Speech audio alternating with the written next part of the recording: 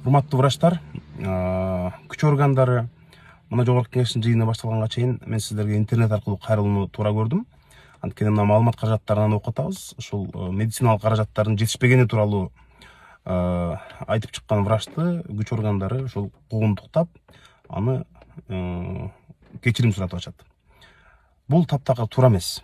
Кыргызда бир жакшы сөз бар: ооруну жашырсаң өлүм ашкерлейт дейт. Ошондуктан бизде азыр врачтар болуп аткан көйгөйдү, эмне жетишпей атат, эмне кемчиликтер болуп атат, сөзсүз түрдө аны ачык айтып туруш керек.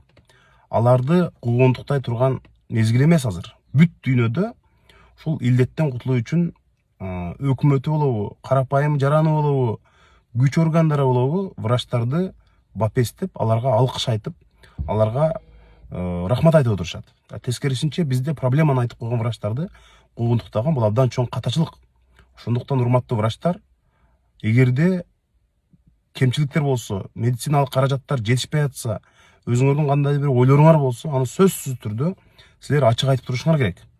Эгерде ошондой учурда сиздерге кандайдыр куугунтук болсо, жетекчилик тарабынан, күч органдары тарабынан, атайын кызматтар тарабынан, милиция тарабынан ошондой боло турган болсо, сөзсүз бизге кайрылыңыздар.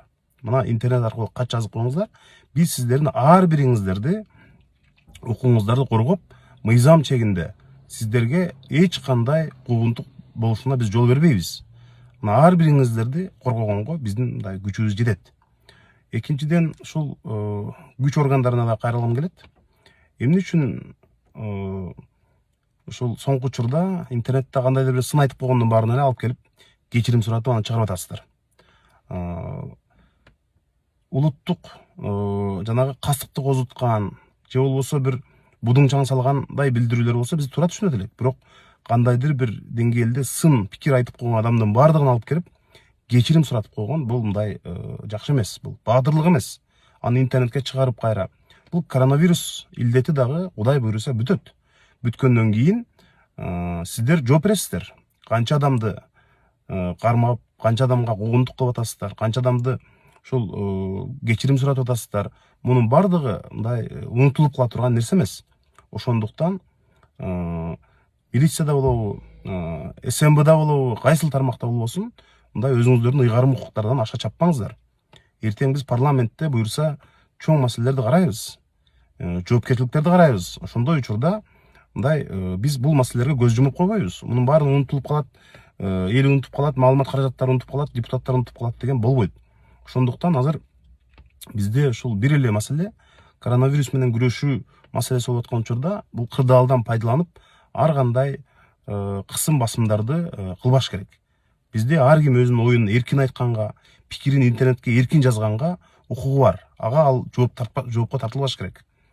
Экинчиден, мына өкмөт врачтарга убада кылган жанагы сыйакы 46 миң сом деп атабыз.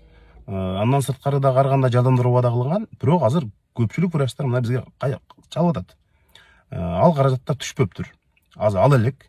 Бирок буга чейин өкмөт биз ушул врачтарга каражатты котордук деп айткан. Бирок врачтар мына бүгүн эле мен жок эле дегенде 4-5 врач менен сүйлөштүм. Аларга каражат түшкөн эмес. Ошондой учурларды дагы эске алып, бул маселеде мындай биз ынтымакта чыгышыбыз керек. Эч кандай куугунтук болбош керек. Врачтарга өзүңөрдүн жетекчилигиңер кайсыл кызмат тарабынан болсо дагы сен эмне үчүн проблеманы арызданасың деп айтып койгон болсо, бизге сөзсүз кабарлаңыз. Мына мага кат жазыңыз. Бир дагы кайрылуу врачтардын жоопсуз калбайт. Биз сиздердин укугуңуздарды коргоп, акыйкатка, адилеттикке жеткенге, өзүңөрдүн ишиңерди бейкапар уланта бергенге мүмкүнчүлүк түзүп бере алабыз. Анткени мына Кыргызстанда бүгүнкү күнү өкмөт башчы айтты, 183 миллион сом коронавирус илдети менен күрөшүүгө кетти деп атат. Анын 173 миллиону МЧСке, өзгөчө кырдаалдар министрлигине, а врачтарга болгону 40 миллионго жетпеген гана каражат бөлүнгөн. Ушул дагы туура эмес. Биз муну буюрса сессияда дагы карайбыз. Кыргызстан азыр 100 миллиондогон долларларды чет өлкөдөн карызга сурап атат. Мына ушу коронавирустун кесепеттери менен күрөшөбүз деп. Бирок врачтарга эгерде биз ушундай бир медициналык бет кабыл бере албай атсак, бул эмне, бул акчалар каяка кетет? Ошондуктан бул ар бир тыйынды биз контролдошубуз керек. мына буга чейин МВФтен Кыргызстанга 120 миллион акш доллар келип түштү. Андан кийин дагы каражаттар акырындап келип түшүп атат. Бирок мунун бардыгын эл таптакыр ишенбей атат азыр. Бул акчалар кайда кетет деп. Ошондуктан биз жанагы Италия сыяктуу айрым өлкөлөрдүн кемчилигин кайталабай, врачтардан азыр эч кандай каражатты аябашыбыз керек. Биз муну өкмөткө албетте коебуз.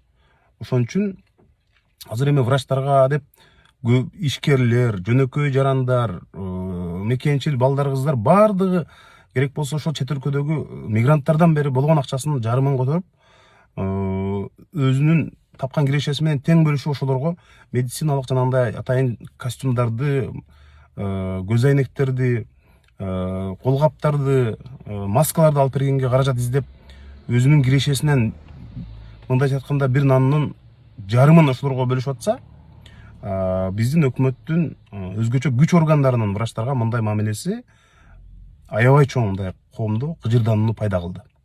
Ошондуктан буга сөзсүз жооп бериш керек. Жаңы келген министр дагы өзүнүн врачтарын чыгып коргоп, күч органдары менен кызыл чеке болуп талашып тартышып, эмне үчүн силер менин кызматкерлериме, медицина кызматкерлерине мындай куугунтуктарды жасайсыңар, аларды эмне үчүн тыйып атасыңар деп катуу туруш керек. Министр тескерисинче алардын алдында мындай бүжүрөгөн позицияда болбош керек. Ошондуктан урматтуу күч органдары, ар бир кызматкер ушундай кырдаалда